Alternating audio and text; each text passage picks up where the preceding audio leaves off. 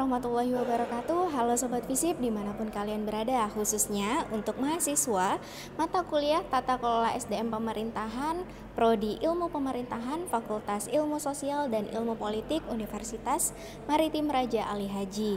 Nah, di sesi kali ini saya, Ella Afnira, sebagai dosen pengampu dari mata kuliah Tata Kelola SDM Pemerintahan akan memberikan konten pembelajaran untuk teman-teman mahasiswa di rumah dengan materi kita kali ini adalah PHK atau pemutusan hubungan kerja.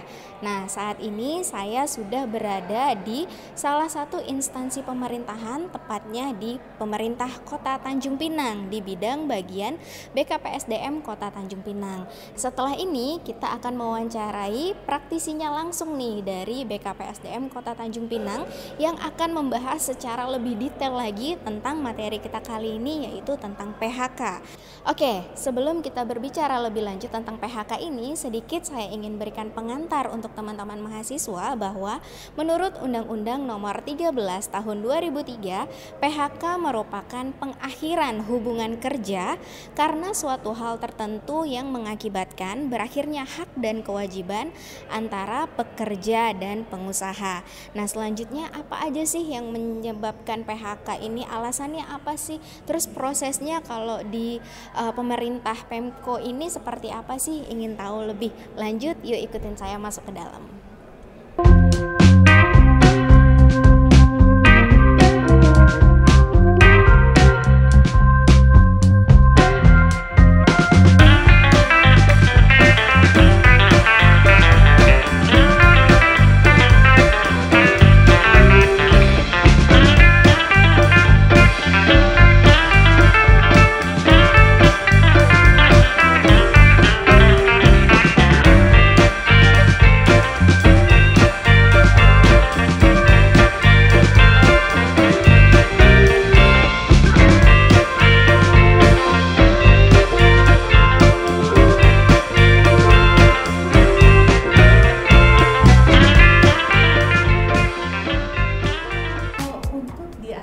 Kepegawaian kita mengenalnya sebagai pemberhentian pegawai negeri sipil, pemberhentian PNS, terbagi dalam dua macam, pemberhentian dengan hormat dan pemberhentian tidak dengan hormat.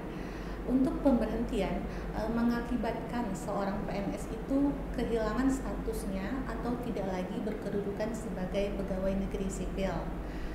Dalam hal pemberhentian PNS, kita mempedomani Peraturan Badan Kepegawaian Negara Nomor 3 Tahun 2020 tentang petunjuk teknis pemberhentian pegawai negeri sipil. Perban BKN Nomor 3 Tahun 2020 ini ditetapkan oleh Kepala Badan Kepegawaian Negara Bapak Bima Haria Wibisono pada tanggal 6 April tahun 2020 untuk kemudian diundangkan oleh Dirjen Peraturan Perundang-undangan Kementerian Hukum dan HAM Bapak Widodo Eka Cahyana pada tanggal 8 April 2020. Adapun sistematika dari Perban Nomor 3 Tahun 2020 ini terdiri dari 8 bab dan 52 pasal.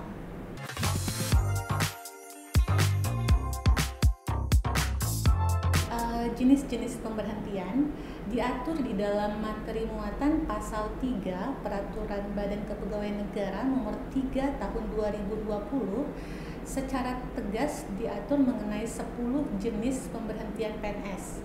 Yang pertama yaitu pemberhentian atas permintaan sendiri atau APS, kemudian pemberhentian karena mencapai BUP yaitu batas usia pensiun, yang ketiga itu pemberhentian karena perampingan organisasi atau kebijakan pemerintah.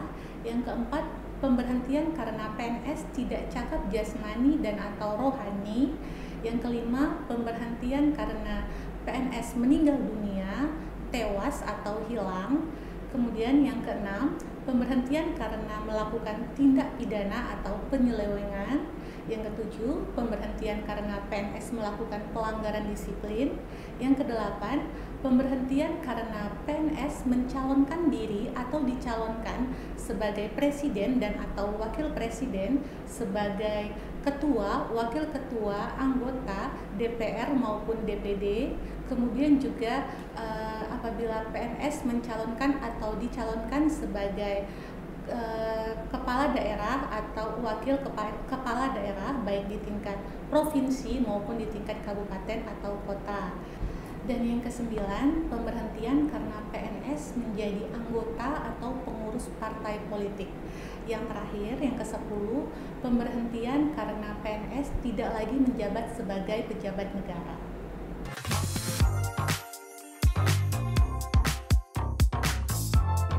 Alasan PNS mendapatkan pemberhentian. Yang pertama, pemberhentian karena PNS melakukan pelanggaran disiplin.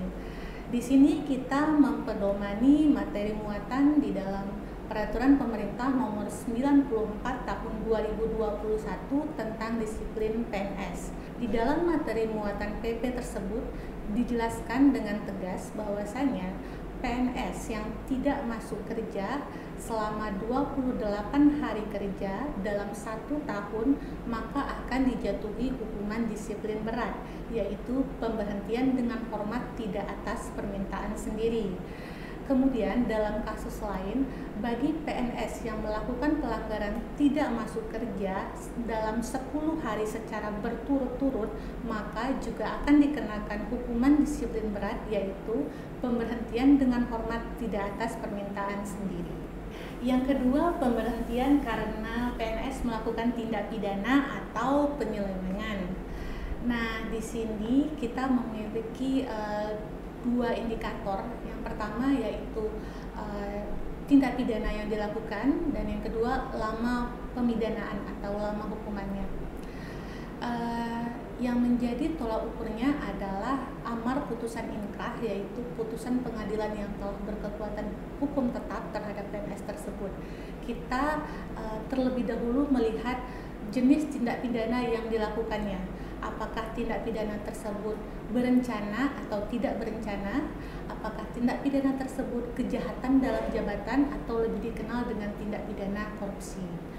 Nah, apabila seorang PNS dipidana karena kejahatan dalam jabatan, maka akan mendapatkan konsekuensi yaitu PTDH, pemberhentian tidak dengan hormat. Nah, di sini kita tidak melihat lama hukumannya, kita hanya melihat jenis tindak pidana yang dijatuhkan kepadanya. Baik, yang kedua kita melihat lama hukuman. Apabila seorang PNS dipidana dengan pidana penjara kurang dari 2 tahun, maka PNS tersebut dapat untuk diaktifkan kembali, dapat bekerja kembali, dan tindak pidana yang dilakukannya tidak berencana. Kemudian bagaimana dengan PNS yang dipidana penjara lebih dari 2 tahun? Baik, untuk PNS yang dipidana penjara lebih dari 2 tahun dan tindak pidana yang dilakukan merupakan tindak pidana tidak berencana, maka PNS tersebut dapat diaktifkan kembali untuk kembali bekerja dengan memperhatikan beberapa persyaratan. Di antaranya, yang pertama, perbuatan PNS tersebut tidak menurunkan harkat dan martabat pegawai negeri sipil. Yang kedua, PNS memiliki prestasi kerja yang baik dibuktikan dengan SKP sasaran kinerja pegawai yang bernilai baik dalam 2 tahun terakhir. Yang ketiga, apabila PNS tersebut diaktifkan tidak mengganggu lingkungan kerjanya sehingga lingkup pekerjaan tetap dapat berjalan dengan kondusif. Dan yang keempat, tersedianya lowongan jabatan sehingga PNS tersebut setelah menganalisa ANJAP dan ABK-nya masih dibutuhkan SDM-nya di pemerintahan.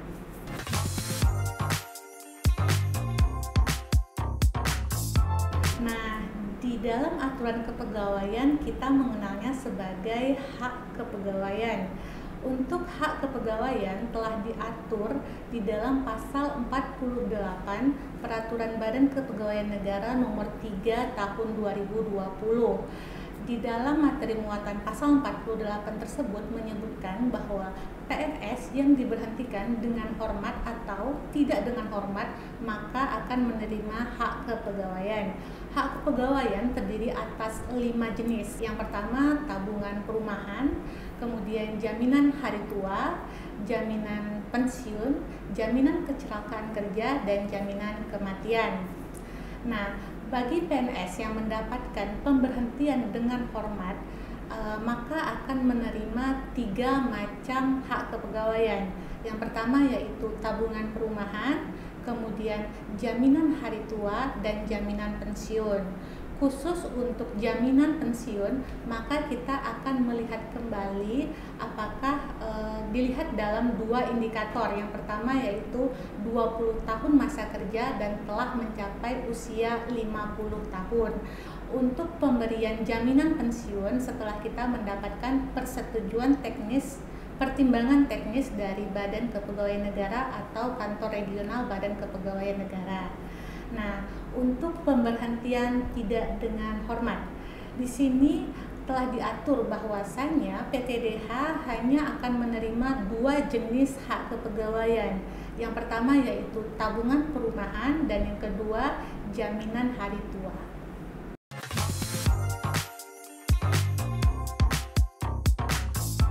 Untuk PNS, kita mempedomani peraturan pemerintah nomor 94 tahun 2021 tentang disiplin pegawai negeri sipil. Sedangkan untuk PTT atau pegawai tidak tetap, karena berdasarkan pada perjanjian kerja antara PTT yang bersangkutan dengan Sekretaris Daerah Kota Tanjung Pinang, maka kita akan mempedomani Peraturan Wali Kota Tanjung Pinang nomor 32 tahun 2018 tentang jam kerja aparatur sipil negara di lingkungan pemerintah Kota Tanjung Pinang, sebagaimana telah diubah beberapa kali, terakhir dengan Peraturan Wali Kota Tanjung Pinang nomor 5 tahun 2021. Nah, untuk resign kita mengenalnya sebagai pemberhentian APS, pemberhentian atas permintaan sendiri. Nah, untuk pemberhentian APS ini telah diatur tata caranya di dalam materi muatan pasal 5 dan pasal 6 Peraturan Badan Kepegawaian Negara nomor 3 tahun 2020. Di sana dijelaskan bahwasanya tata cara pemberhentian atas permintaan sendiri, yaitu PNS yang bersangkutan mengajukan permohonan berhenti secara tertulis kepada pejabat pembina kepegawaian atau PPK. Oke, di sini PPK adalah Wali Kota Tanjung Pinang. Pejabat pembina kepegawaian merupakan pejabat yang mempunyai kewenangan untuk melakukan pengangkatan, pemindahan, pemberhentian PNS, serta melakukan pembinaan manajemen aparatur sipil negara sesuai dengan ketentuan peraturan perundang-undangan. Pengajuan permohonan berhenti secara tertulis diajukan kepada PPK melalui saluran hierarki yang telah ditetapkan.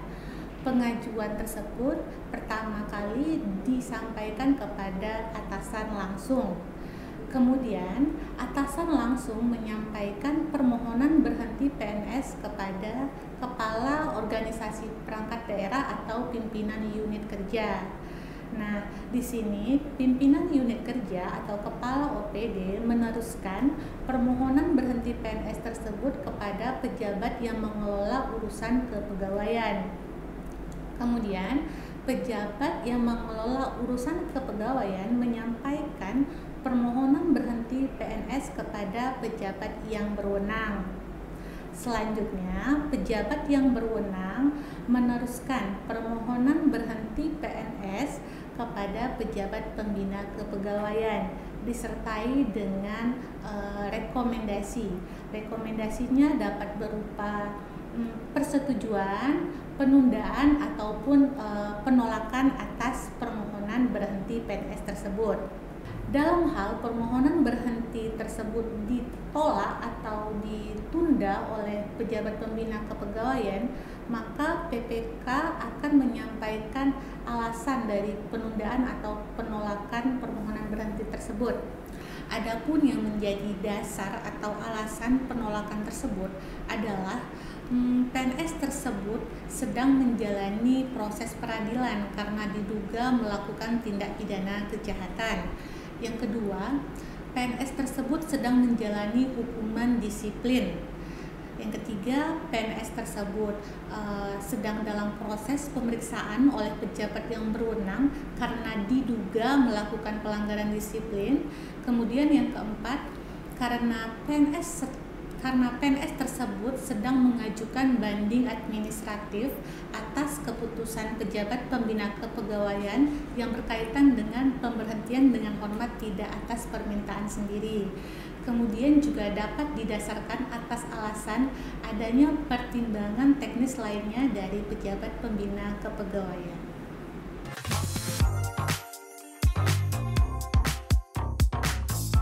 Keputusan pejabat pembina kepegawaian berkaitan dengan persetujuan, penundaan, atau penolakan atas permohonan berhenti PNS ditetapkan dalam jangka waktu 14 hari kerja terhitung mulai dari permohonan berhenti PNS tersebut diterima oleh PPK. Nah, di sini terdapat beberapa catatan. Yang pertama, sebelum keputusan diterima, maka PNS wajib melaksanakan tugas dan tanggung jawabnya di kantor. Apabila PNS tidak melaksanakan tugas dan tanggung jawabnya, maka akan dikenakan hukuman disiplin.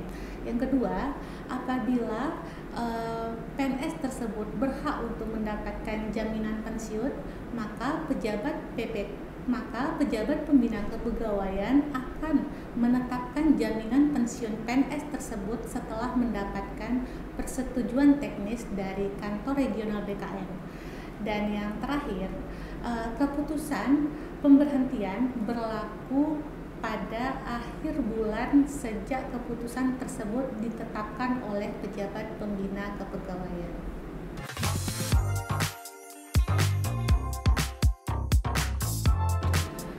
Terkait kendala dan konflik dalam PHK. Nah, di sini kita menjabarkannya sebagai konflik dalam melakukan pemberhentian PNS. Sepanjang kita melaksanakan pemberhentian PNS sesuai atau telah memenuhi persyaratan formil dan juga persyaratan material, maka insya Allah kita tidak menemukan kendala atau hambatan ke depannya. Nah, yang menjadi aturan atau acuan dalam pemberhentian PNS selalunya kita harus mempedomani yang pertama yaitu Undang-Undang Nomor 5 Tahun 2014 tentang Aparatur Sipil Negara. Yang kedua, Peraturan Pemerintah Nomor 11 Tahun 2017 tentang Manajemen Aparatur Sipil Negara sebagaimana telah diubah dengan Peraturan Pemerintah Nomor 17 Tahun 2020. Yang ketiga, Peraturan Pemerintah Nomor 94 Tahun 2021 tentang Disiplin PNS. Yang keempat, Peraturan Badan Kepegawaian Negara Nomor 3 Tahun 2020 tentang Petunjuk Teknis Pemberhentian Pegawai Negeri Sipil. Dan yang terakhir ini adalah produk BKN yang terbaru, yaitu Peraturan Badan Kepegawaian Negara Nomor 6 Tahun 2022 tentang peraturan pelaksanaan Peraturan Pemerintah Nomor 94 Tahun 2021 tentang Disiplin PNS. Untuk Perban Nomor 6 Tahun 2022 ini mulai berlaku pada tanggal 7 April 2022. Di sini pemerintah juga telah mempersiapkan koridor atau kerangka pengajuan banding administratif yang telah diatur di dalam Peraturan Pemerintah Nomor 79 Tahun 2021 tentang Badan Pertimbangan Aparatur Sipil Negara. Kalau dulunya kita kenal sebagai BAPEK. Nah, di dalam PP Nomor 79 Tahun 2021 ini telah diatur berkaitan dengan upaya administratif, yaitu suatu proses yang dapat ditempuh oleh PNS atas ketidakpuasan terhadap keputusan pejabat pembina kepegawaian. baik yang berkaitan dengan upaya administratif keberatan ataupun upaya administratif yang berupa banding administratif.